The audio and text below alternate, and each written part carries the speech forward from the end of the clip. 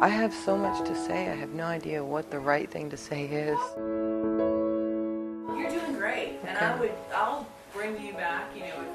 Okay, guys, be quiet. I'm so sorry. Let me have that microphone.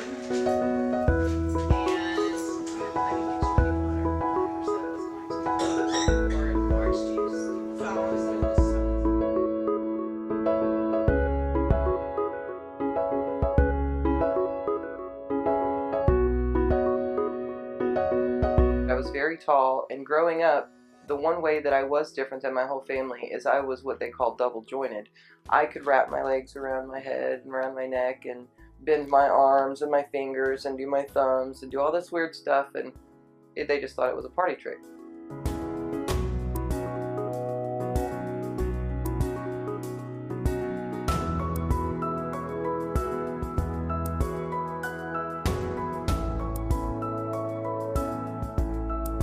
I was an athlete. I ran. I did lots of exercising. I did kickboxing. I ran 5 miles about 6 days a week. I ran about 5 miles a day. I was always very healthy, and after every one of my children, I would get right back into it.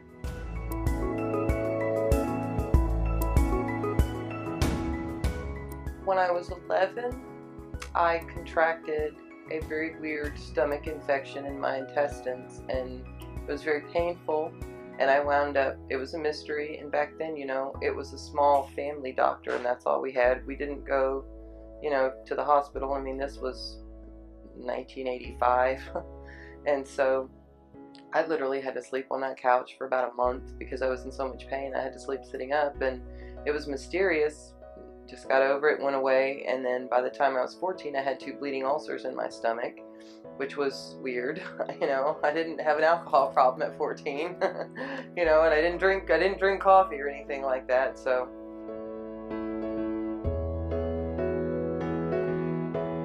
I grew up and I had 2 babies, and my back started hurting for the first time in my life, and I didn't understand why my back was hurting.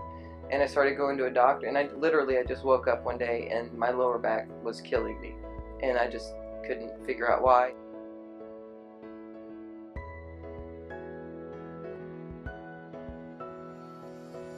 They offered me really strong pain pills, which I had never had to take in my life, and I declined them.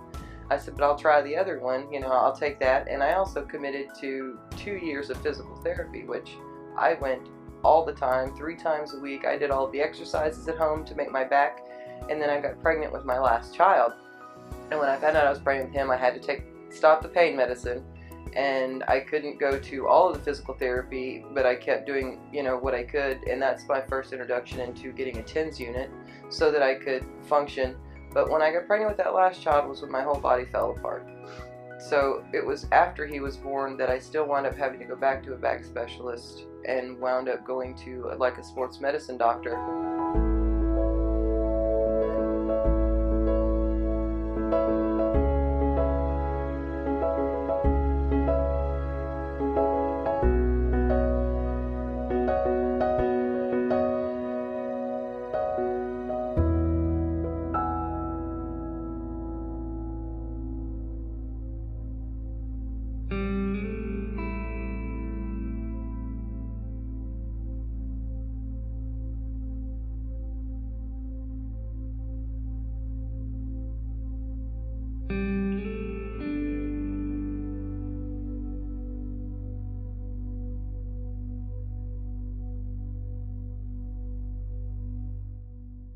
I was too young to be in that much pain, and I must be wanting drugs.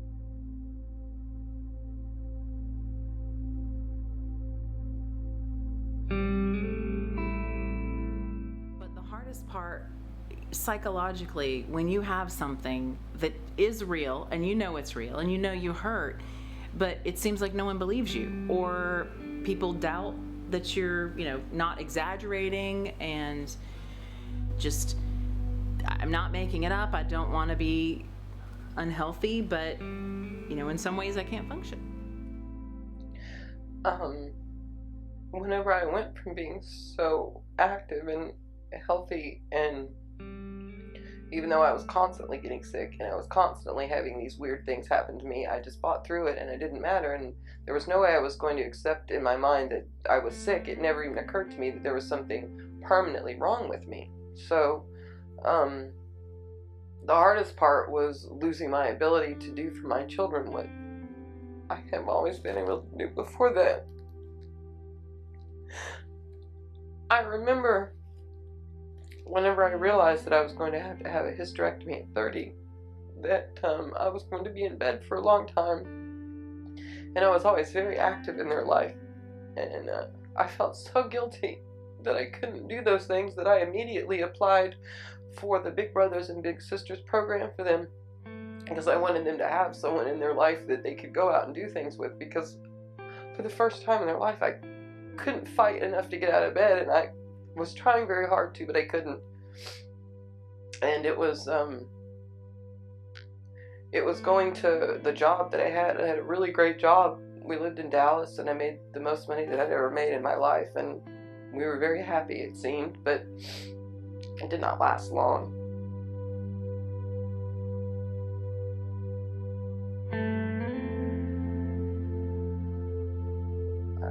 I have so much to say. I get confused. I don't know if I should start from whenever I gave birth to him, because that's when I think that I don't know what to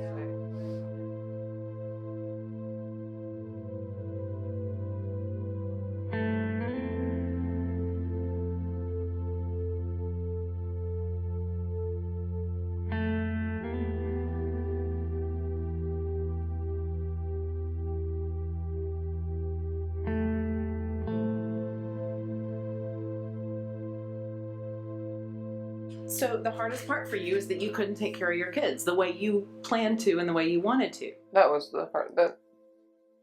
That's still the hardest part. Because I was very smart, and I had been working since I was 13. I moved out when I was 16, and I had children very young, but I didn't care. I was very happy. I was so happy to have kids. And It's pretty awesome. yeah, mine are wonderful.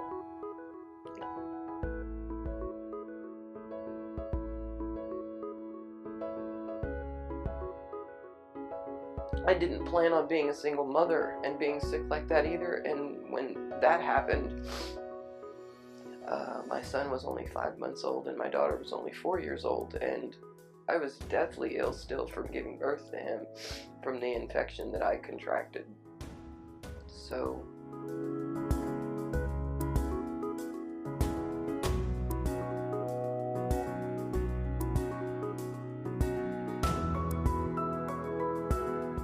I mean, I got out of bed and I fought it for years and years and years, but it wasn't until that I turned 30 that, you know, I had been so sick for so long, and, you know, I was starting to I was being looked really funny at by my coworkers at that really high-powered job that I had. You know, I was a financial controller for a financial software company in Dallas, and I loved it.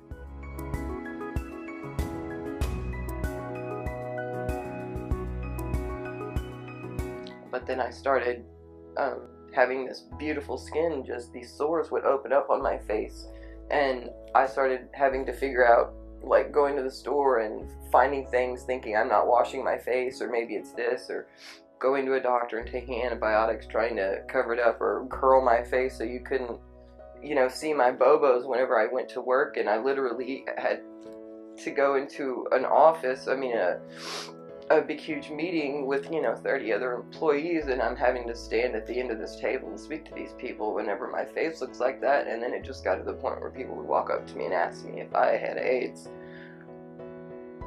And it happened a lot, actually. Really? They would just ask me if I had AIDS.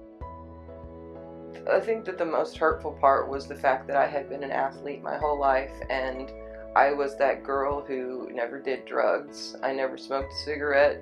Drinking wasn't my thing. I liked to run. That was my drug of choice, and if people talked about a runner's high, if you're not a runner, I don't think that you might understand that, but it is very real, and I was addicted to it. I had been a runner my whole life. I loved it.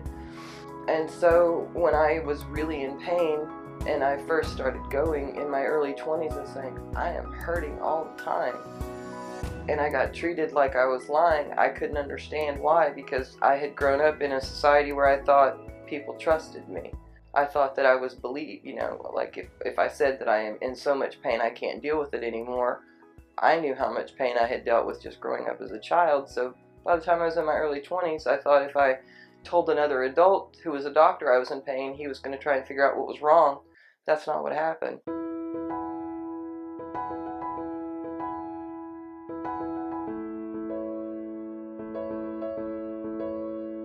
Started spreading rumors about me behind my back that I was a drug seeker and that I was just ruining my life and ruining my children's lives, and that's the only thing that I really wanted to do was just look for pills and take pills, which I thought it was so far against any behavior that I had ever displayed.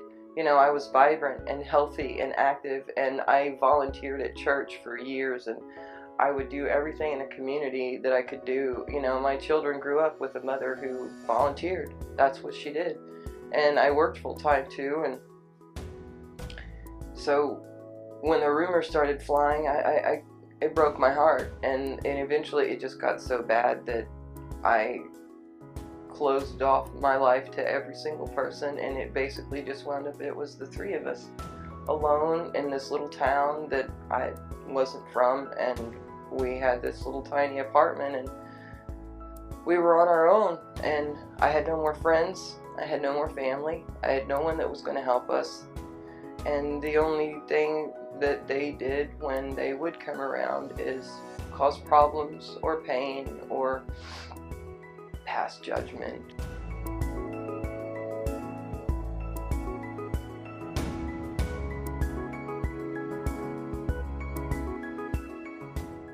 Most of your symptoms of EDS seem to be more the organ involvement.